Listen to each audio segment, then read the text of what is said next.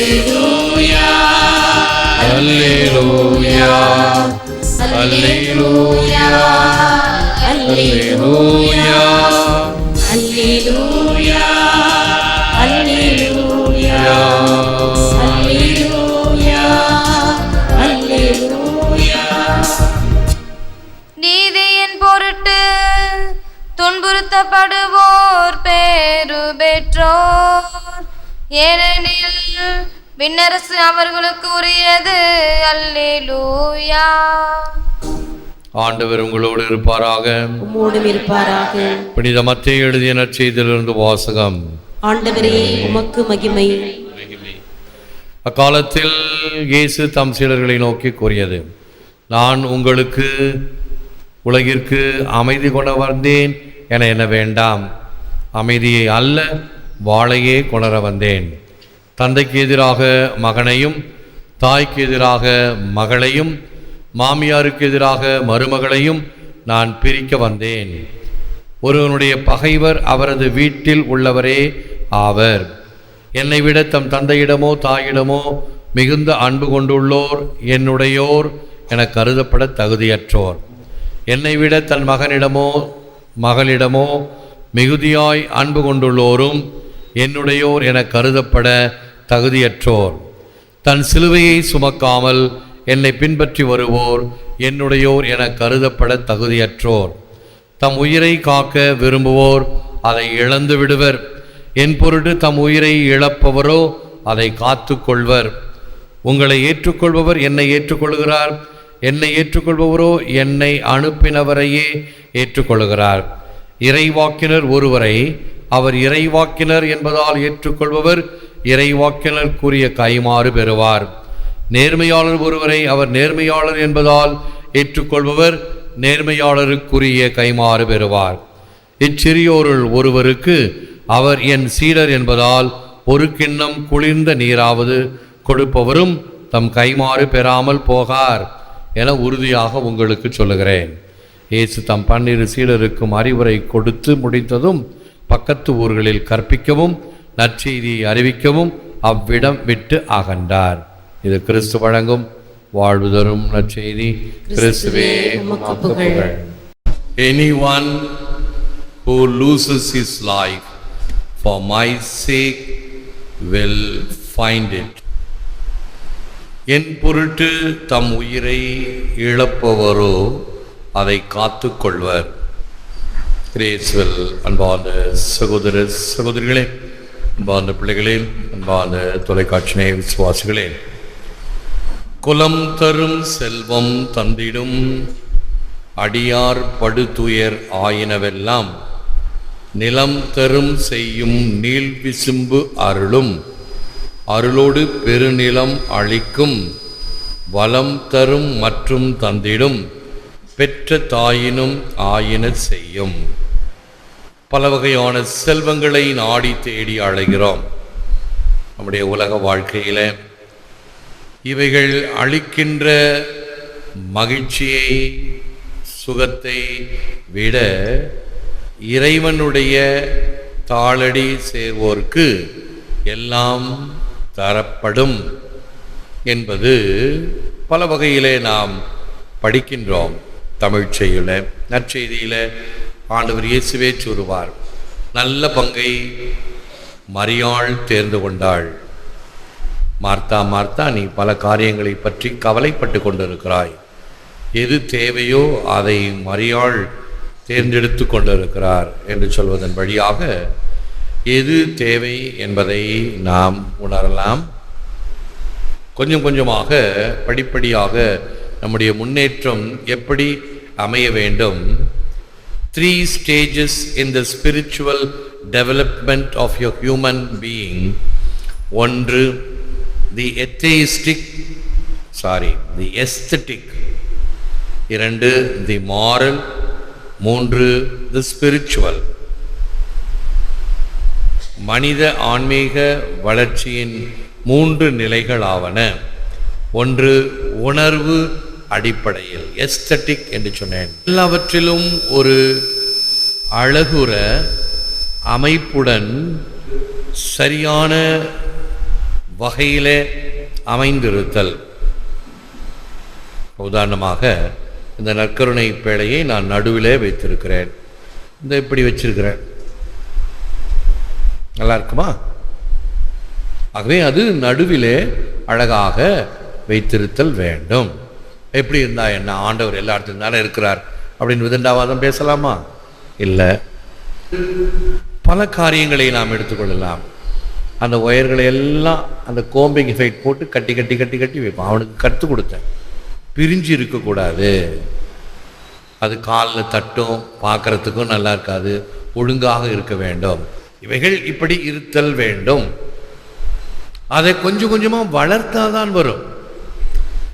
அடுத்தது நல்லொழுக்க அடிப்படையில் அடுத்த நிலை நல்லொழுக்க விதிகளை பொறுப்போடு கடைபிடித்தல். எவை தேவையோ எது சரியோ அதை நான் கடைபிடிப்பேன். அல்லது கொஞ்ச காலத்திற்கு என்று அல்ல. நினச்சிக்கிச்சான் கழுத, எடுத்துக்கிச்சான் ஓட்டம் அப்படி எப்பயோ நினச்சிக்கிச்சு கழுத அது பாட்டு கத்திக்கிட்டு ஓடும். அப்போ சில பேருக்கு திடீரென்று பக்தி வரும், தொடர்ந்து திருப்பலிக்கு வருவாங்க, பூசைக்கெல்லாம் வருவாங்க, அப்புறம் ஆளையே காணோம். என்னாச்சு? முடியல, காலையில் எழுந்திரிக்கிறது கஷ்டமாக இருக்குது, அல்லது மழை பெய்யுது, ரொம்ப பனியாக இருக்குது, ரொம்ப குளிராக இருக்குது, காலையில் ஏஞ்சோன்னா இருட்டாக இருக்குது, தனியாக வரத்துக்கு பயமாக இருக்குது, ஏதாவது ஒரு சாக்கு போக்கு. அப்படி அல்ல. என் அன்பில் நிலைத்திருங்கள் என்கின்ற வகையில் அவைகளை கடைபிடித்தல் வேண்டும். ஆன்மீக அடிப்படையிலே மூன்றாம் நிலையாக கடவுள் பேரில் நம்பிக்கை கொள்ள முதல் அடி எடுத்து வைப்பது. உன்னுடைய முயற்சிகளுக்கெல்லாம் அப்பாற்பட்டு கடவுள் பேரில் நம்பிக்கை வர வேண்டும்.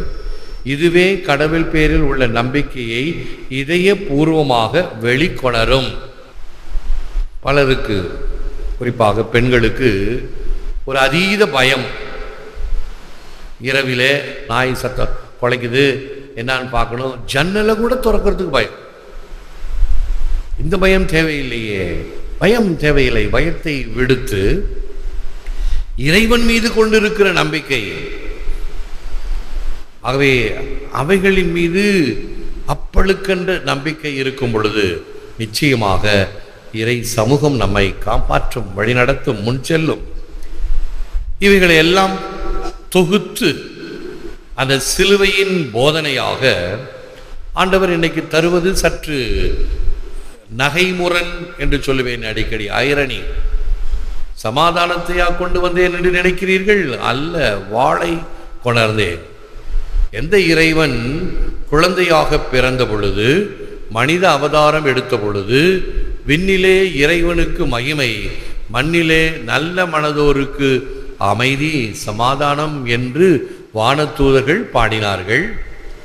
ஆனால் இயேசுவும் அதைத்தான் மக்களுக்கு போதித்தார். தன்னுடைய சீடர்களை அனுப்பியது மக்களுக்கு அந்த மகிழ்ச்சி, நிறை மகிழ்ச்சியை, சமாதானத்தை கொடுக்க. ஆனால் இன்றைய நற்செய்தியில் சமாதானத்தையா கொண்டு வந்தேன் நினைத்தீர்கள்? இல்லை, வாளை கொண்டு வந்தேன் என்று சொல்வது எதற்காக? இயேசுவினுடைய போதனைகளை ஏற்று வழி நடப்பது என்பது கடினம், சிரமம், எதிர்நீச்சல், சவால். அவைகளை சந்திக்கும் பொழுது நிச்சயமாக எதிர்ப்புகள் ஏற்படும், சிராய்ப்புகள் கண்டிப்பாக நடக்கும். ஒருவேளை உயிருக்கு ஆபத்து ஏற்படக்கூடும். அவைகளை எல்லாம் சந்திக்க நீ மனத்தின்மை உடையவனாக இரு. ஆகவே தான் சொல்லுவார், உடலை கொல்லுவோருக்காக அஞ்சாதீர்கள், உன்னுடைய ஆன்மாவையோ உன்னுடைய உறுதிப்பாட்டையோ அவர்கள் ஒரு காலும் அசைக்க முடியாது. அப்படி என்றால் என்ன தத்துவம் நம்முள் இருக்க வேண்டுமாம்? தன்னையே மறக்க, தன்னையே துறக்க, தன்னையே திறக்க. Forgetting oneself, denying oneself and opening oneself. இதுதான் ஒரு மனிதனுடைய மனத்தில் இருக்க வேண்டும். அவை தன்னையே மறக்க, forgetting oneself, நான், எனது, எனக்குரியது என்பது இல்லாமல் அவைகளை மறத்தல், பிறருக்காக வாழ்தல், துறத்தல். இவைகள் எனக்கு வேண்டாம், இதை பிறருக்கு நான் கொடுக்கலாமே என்கின்ற வகையில் துறத்தல் என்று சொல்லும் பொழுது இப்போ எனக்கு யாராவது லட்டு, ஜாங்கிரி, ஜிலேபி இதெல்லாம் கொடுத்தாங்கன்னா வேண்டாம் அப்படின்னு கொடுத்துட்றேன். அது துரத்தல் தியாகமா? இல்லை, நான் சாப்பிடக்கூடாது, எனக்கு சுகர் இருக்குது, ஆகவே அதை துறக்கிறேன். அது தியாகம் அல்ல. எது எனக்கு தேவையோ தேவையை துரத்தல் வேண்டும். திறத்தல், ஓப்பன் புக். நீ என்ன செய்கிறாய், எது செய்கிறாய், என்ன நினைக்கிறாய் என்பதை பிறருக்கு தெரியக்கூடிய வகையிலே, நோ சீக்ரெட். என்னுடைய வழிமுறைகள் எல்லோருக்கும் திறந்த புத்தகமாக இருத்தல் வேண்டும். எங்கே இந்த ரகசியமோ இந்த சீக்ரெட்டோ இருக்கிறதோ அங்கு ஏதோ ஒரு தவறு, ஏதோ ஒரு சரியில்லாதது நடைபெறுகிறது என்று நிச்சயமாக கொள்ளலாம். இவைகள் தான் சிலுவை தரும் பாடம். தாரை வார்க்க நீ தயாரானதும் தர்மம் உன்னை தத்தெடுத்தது. இன்றே உன் இல்லத்திற்கு இரட்சணியம் அளிக்கப்பட்டது. எப்பொழுது? சக்கைவே இறங்கி வா, உன்னுடைய வீட்டில் நான் தங்க வேண்டும் என்று இயேசு சொன்னதும் அந்த அழைப்பை ஏற்று மகிழ்ச்சி கொண்ட சக்கேயு பார்த்தால் போதும் என்று இருந்த மனிதனுக்கு இயேசுவே தன்னையே கொடுக்கின்றார், தன் வீட்டிற்கு வருகிறார் என்பதும் அந்த உடனே பிராயச்சித்தம் செய்கிறார். ஆண்டவரே, நான் யாரையாவது கவர்ந்திருந்தேன் என்றால் ஒன்றுக்கு 4 மடங்கு நான் திருப்பி கொடுப்பேன்.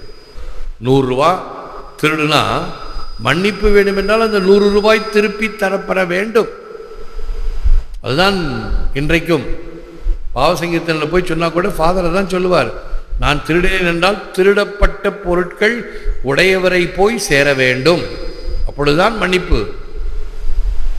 ஆகவே சக்கையு என்ன கவர்ந்திருந்தானோ, வரி வகையாக என்ன பிற மக்களிடம் பெற்றானோ 1 மடங்கு அல்லது 2 மடங்கு, ஆனால் இன்னும் தாராளமாக 4 மடங்கு இதை திருப்பி கொடுக்கிறேன், ஏழைகளுக்கு கொடுப்பேன், என்னுடைய பொருட்களை எல்லாம் ஏழைகளுக்கு கொடுக்கின்றேன் என்னும் பொழுது அவன் மூட்டை மூட்டையாக காசை செவுத்தில் பொந்தில் எங்கெல்லாம் வச்சிருப்பான், அதை போய் எடுத்து கொண்டாந்து ஏழைகளுக்கு கொடுப்பான். 4 மடங்கு திருப்பி தருதல். எதற்காக? ஆண்டவரே, உன்னுடைய இரக்கத்தை நான் பெற்றுக்கொண்டேன், நான் பார்த்தால் போதும் என்று நினைத்தேன், ஆனால் நீர் எவ்வளவு தாராளமாக நீரே என்னுடைய இல்லத்தில் வந்து தங்குவதற்கு ஆசைக்கின்றாய். இன்றே இந்த வீட்டிற்கு இரட்சணியம். எங்கெல்லாம் கிரக பிரவேசம் நடக்கிறதோ மக்கள் இந்த வசனத்தை தான் தங்களுடைய வீட்டு வாசலிலே வைத்திருக்கிறார்கள். இன்றும் சக்கையுக்கு கொடுக்கப்பட்ட ஆசீர்வாதம். If love would be spread all over, an infinite goodness would be born out of it. அன்பு எங்கெங்கும் பரவும் போதுதான் எல்லையற்ற நன்மைகள் அதிலிருந்து பிறக்கும். அன்பினால் உந்தப்பட்ட மக்களாக இருந்தால்தான் நன்மைகள் அதிகமாக மெளிரும். தன்னலம், சுயநலம் இவைகளின் வழியாக தீமைகள் தான் பரவும். தீமைகள் ஒரு காலம் நன்மை பயக்காது. உழந்தால் இருப்போம், செபிப்போம். Lord Jesus, no eye has seen, no ear has heard, no heart has conceived the things you have prepared for those who love you. Set us ablaze with the fire of the Holy Spirit, that we may love you in and above all things, and so receive the rewards you have promised us through Christ our Lord. எங்கள் அன்பு தேவனே, உம்மை அன்பு செய்வோருக்கு நீர் ஏற்பாடு செய்திருக்கும் அருள் வரங்களை யாதொரு கண்களும் கண்டதில்லை, யாதொரு காதுகளும் கேட்டதில்லை, யாதொரு இதயமும் உணர்ந்ததில்லை.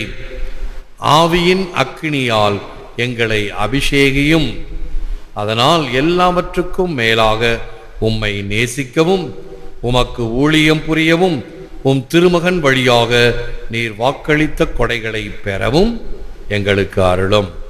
ஏற்று வரமருளும் இறைவா, காக்கும் கரங்களினால். ஆமென், ஆமென்.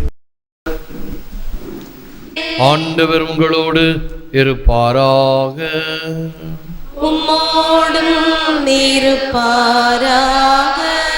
எல்லாமல்ல இறைவன் பிதா, சுதன், பரிசுத்தாவி உங்களை ஆசீர்வதிப்பாராக. ஆமென். சென்று வாழுங்கள். திருப்பலி நிறைவேறிற்று. இறைவா உமக்கு நன்றி.